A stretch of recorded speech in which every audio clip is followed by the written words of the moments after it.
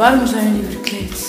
We zijn verkleed omdat het vandaag onze laatste 100 dagen zijn en deze week gaan wij een hele week verkleed met school. En wat hebben jullie daarvoor moeten doen om verkleed te komen? Niks. We zijn vorige week met de directeur gaan praten om dat te regelen. En dan is dat geregeld. Hè. Dan hebben wij thema's gekozen en dan verkleden wij een thema's. Vandaag is dat een beroemdheden. En kunnen jullie al iets vertellen dat er gaat gebeuren op de 100 dagen zelf? De vrijdag. Ja.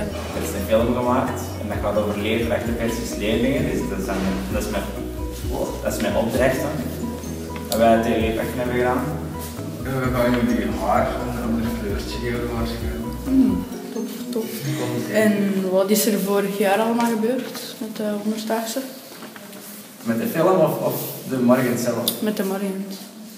Op de morgen zelf. Er stond een springkasteel, er waren eieren, van die haarlak dinges, koolsommentjes.